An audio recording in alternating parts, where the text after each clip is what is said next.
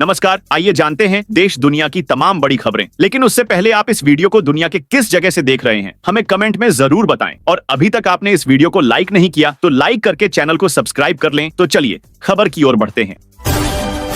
भारतीय reserve bank के governor ने कहा कि वर्तमान समय में तकनीकी प्रगति और वैश्विक अस्थिरता के बीच देश के बैंकिंग ढांचे को मजबूत बनाने के लिए नीतिगत सुधार आवश्यक हैं। उन्होंने 12वें बैंकिंग और आर्थिक सम्मेलन 2025 में यह विचार साझा किए।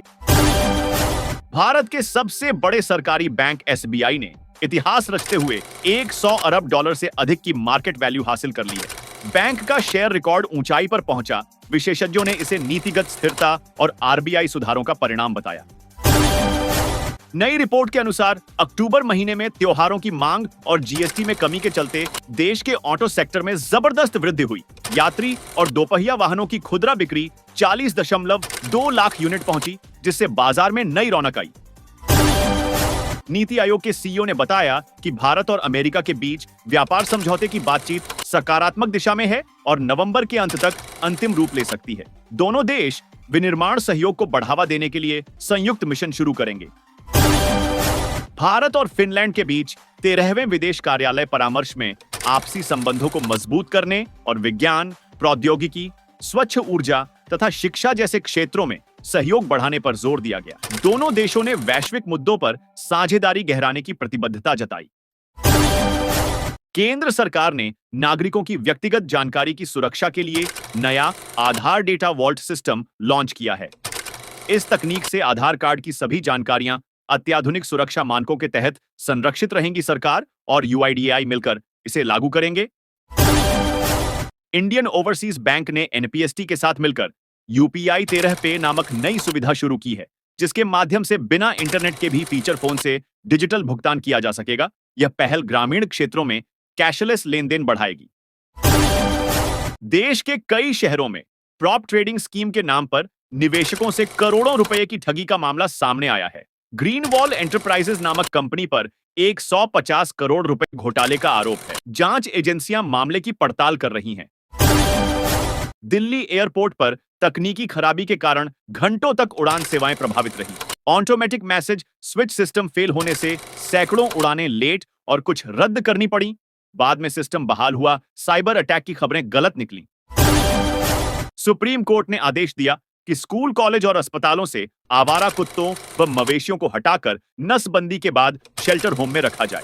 कोर्ट ने रेबीज बढ़ने पर चिंता जताई और सुरक्षा के लिए बाड़ लगाने के निर्देश दिए। अहमदाबाद विमान हादसे पर सुप्रीम कोर्ट ने कहा कि पायलट को दोषी नहीं ठहराया जा सकता। पायलट के पिता की याचिका पर कोर्ट ने केंद्र और डीजीसीए से जवाब मांगा है। जांच रिपोर्टों पर सवाल उठे हैं।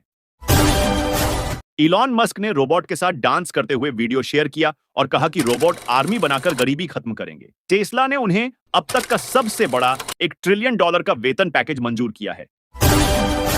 देश के कई हिस्सों में सर्दी ने दस्तक दे दी है। राजस्थान में तापमान 7.5 डिग्री और मध्य प्रदेश में 11 डिग्री दर्ज हुआ। दिल्ली में सीजन की सबसे ठंडी रात रही। मौसम विभाग ने ठंड बढ़ने की चेतावनी दी। बागेश्वर धाम के पंडित धीरेन्द्र कृष्ण शास्त्री और जया किशोरी दिल्ली से वृंदावन तक सनातन हिंदू एकता पद यात्रा पर निकले। इस यात्रा में साधु संतों के साथ कवि कुमार विश्वास भी शामिल हुए। उद्देश्य हिंदू एकता को मजबूत करना है। ओडिशा हाईकोर्ट ने कहा कि बच्चों के विकास में दादा दादी की भूमिका अहम है। फैमिली कोर्ट का फैसला पलटकर पिता को बच्चे से मिलने की अनुमति दी। वहीं अमृतपाल सिंह की याचिका पर सुप्रीम कोर्ट में 10 नवंबर को सुनवाई होगी। सुप्रीम कोर्ट ने मोहम्मद शमी की पत्नी हसीन जहां को फटकार लगाते हुए कहा कि हर महीने 4 लाख रुपए का गुजारा भत्ता पर्याप्त है। उन्होंने 10 लाख की मांग की थी, जिस पर कोर्ट ने आपत्ति जताई और याचिका खारिज की। कैटरीना कैफ ने बेटे को जन्म दिया है। विक्की कौशल ने सोशल मीडिया पर इस खुशखबरी की घोषणा की। दोनों की शादी 2021 में हुई थी।